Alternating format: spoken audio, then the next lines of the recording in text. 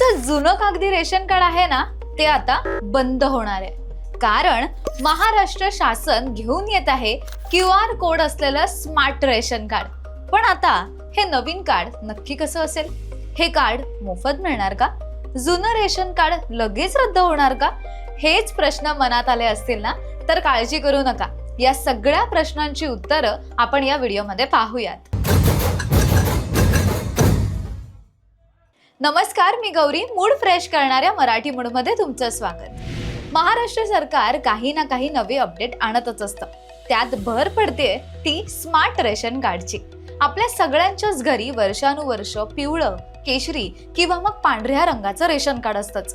Ration card हे आपल्या कुटुंबाची आर्थिक स्थिती म्हणजेच फायनान्शियल स्टेटस दाखवतं आणि त्याद्वारे शासनाकडून मिळणाऱ्या सवलतींचा हक्क ठरवतं.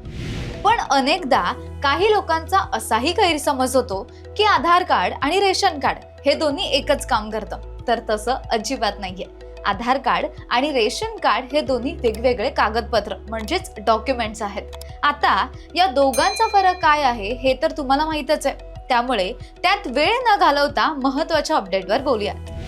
मुळात रेशन कार्ड हे आपल्या घरात एकूण किती सदस्य राहतात आणि आपल्या कुटुंबाचं आर्थिक गणित नक्की कसं आहे याचा एक ऑफिशियल पुरावा असतो.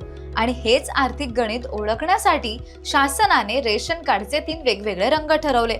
त्याचा फायदा आणि ह्या तिन्ही रंगाचा अर्थ काय आहे हे सुद्धा आपण सोप्या भाषेत थोडक्यात समजून घेऊयात.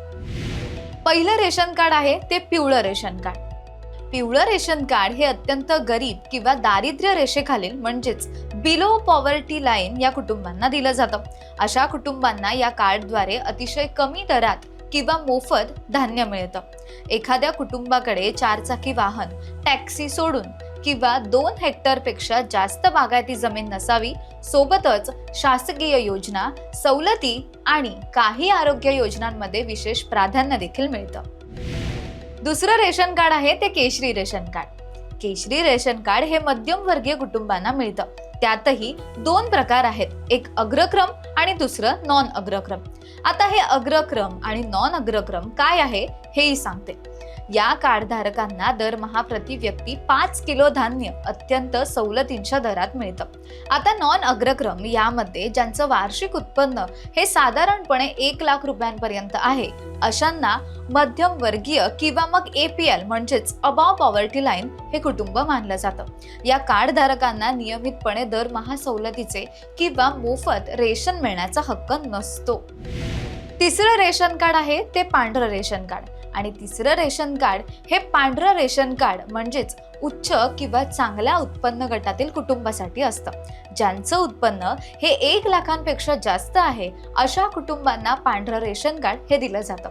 या कार्डवर रेशनचं धान्य मिळत नाही. आता यामध्ये अजून कोणत्या सवलती आहेत आणि पांढऱ्या रेशन कार्डचा फायदा काय असतो याची माहिती हवी असेल तर कमेंटमध्ये सांगा, आम्ही त्यावरही व्हिडिओ बनवू.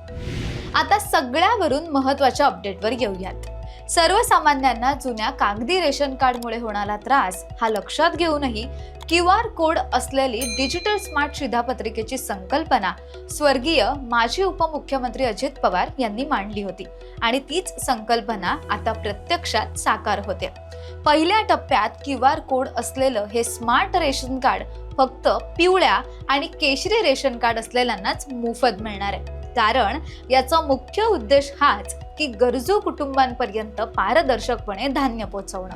आता हे स्मार्ट कार्ड नक्की कसं असणार आहे हे सुद्धा सांगते. राज्यातील सुमारे 1,86,00,000 कुटुंबांना याचा थेट लाभ होणार आहे. हे कार्ड आपल्या ATM कार्ड सारखं प्लास्टिकचं आणि टिकाऊ देखील असेल. त्यामुळे हे रेशन कार्ड स्कॅन करताच संबंधित लाभार्थ्यांना मिळणारं धान्य आणि कुटुंबाची माहिती काही क्षणात उपलब्ध होणार. बोगस कार्ड धारकांना आळा घालण्यासाठी शासनाने eKYC सोबत चेहरा पडताळणी म्हणजेच फेस ऑथेंटिकेशन आणि आधार हे बंधनकारक केलंय.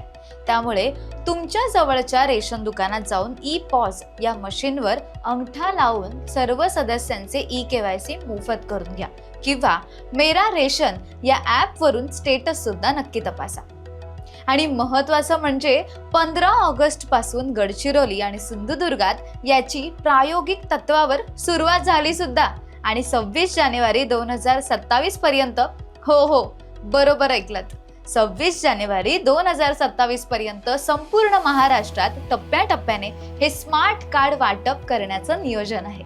त्यामुळे जुनं रेशन कार्ड बंद नाही तर अपडेट होत आहे. त्यामुळे घाबरण्याचं किंवा घाई करण्याचं अजिबात कारण नाहीये.